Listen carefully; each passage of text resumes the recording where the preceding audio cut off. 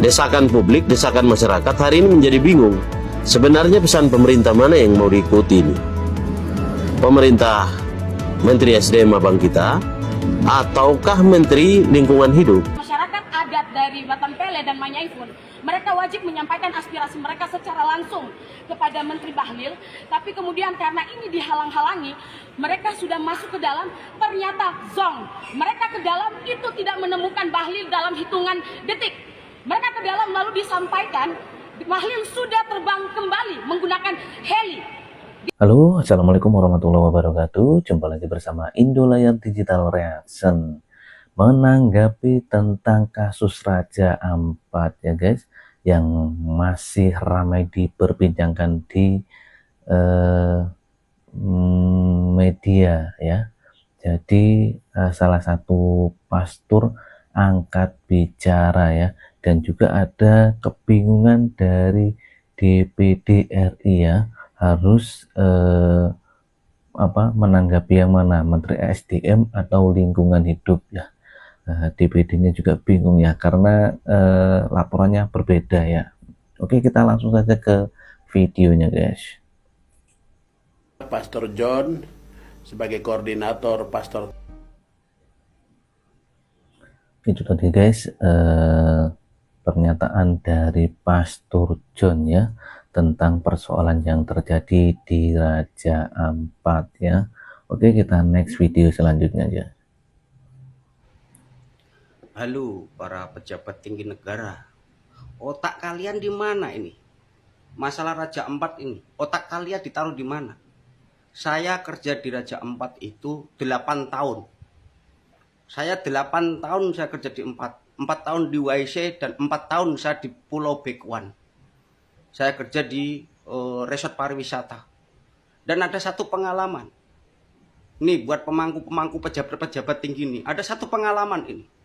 Ketika saya baru masuk pertama kali di Pulau Raja Ampat, tepatnya di Pulau Bekuan itu, saya tidak tahu ketika itu waktu saya masuk dari kota Sorong menuju ke Raja Ampat, saya buang puntung rokok itu lewat speedboat. Saya harus disuruh loncat untuk berenang ngambil puntung rokok tersebut, itu demi untuk menjaga kelestarian Raja Ampat. Tapi Anda sudah merusak seperti ini. Otak kalian di mana? Ini adalah kekayaan Indonesia yang wajib kita rawat. Tapi kalian tidak punya otak dan hati nurani.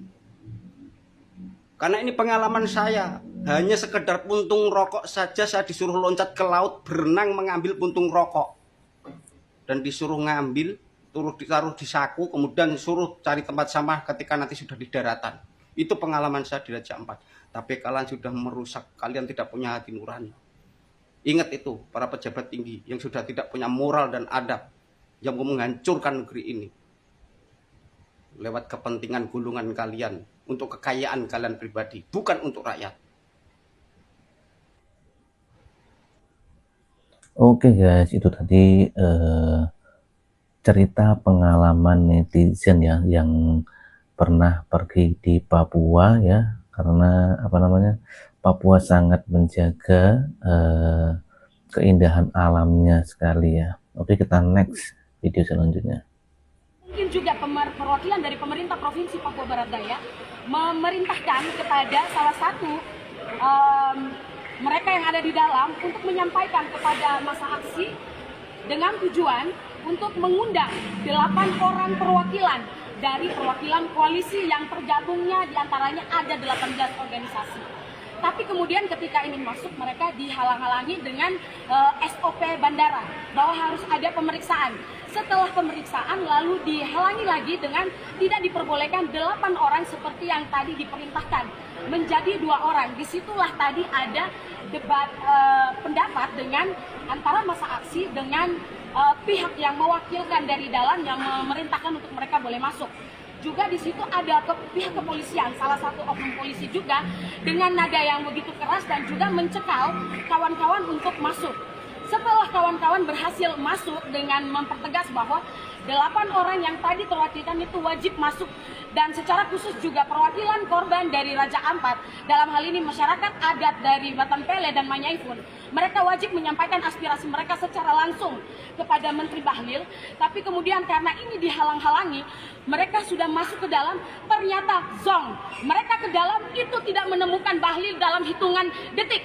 Mereka ke dalam lalu disampaikan Bahlil sudah terbang kembali menggunakan heli.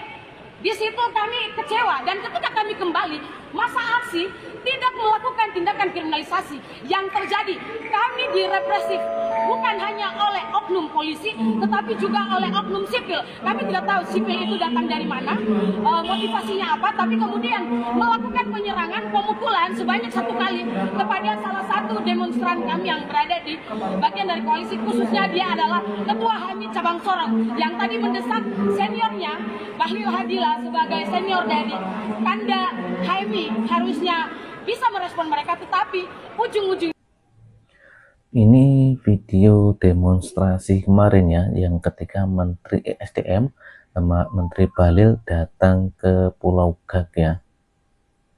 kita dikriminalisasi, dan secara khusus salah satu masa aksi tadi terjadi pemukulan terhadapnya, dan kami dengan situasi yang tadi begitu cepat, akhirnya kami juga teman-teman yang berada di koalisi, saya di sini sebagai pendamping dari Koalisi Selamatkan Manusia dan Alam Papua, khususnya kami dari LBH Papua Posorong, mempertegas bahwa aksi kawan-kawan adalah aksi dengan tujuan mendesak kepada pemerintah Provinsi Papua Barat Daya untuk segera menghentikan proyek-proyek strategis nasional yang tidak berpihak kepada masyarakat adat Papua, secara khusus masyarakat adat Moi yang ada di wilayah Papua Barat Daya, dan juga mendesak kepada pemerintah Kabupaten Raja Ampat dan juga Provinsi Papua Barat Daya untuk segera mencabut izin usaha pertambangan di seluruh Kabupaten Raja Ampat dan di seluruh tanah Papua. Terima kasih. Oke guys, itu tadi tanggapan salah satu pendemo ya, yang ketika kedatangan Menteri ESDM Pak Bahlil ya. Oke, kita next video selanjutnya guys. Ada kalimat yang sering dikeluarkan para pejabat di negeri Konoha. Mereka selalu bilang begini, bahwa semua gerakan, semua kritik, hampir sebagian besarnya didanai oleh asing. Pak, mau asing yang danai, mau alien yang danai, kritik itu dikeluarkan untuk membangun ente gitu. Mau bayi yang kritik juga ente harus kasih susu, maksudnya kan, kasih makan bayi ini gitu. Atau mau kambing, mau babi yang kritik ya, lu punya tanggung jawab untuk menjawab keresahan masyarakat, bukan memutarbalikkan atau memberi pernyataan bahwa semua ini didanai oleh asing gitu Pak.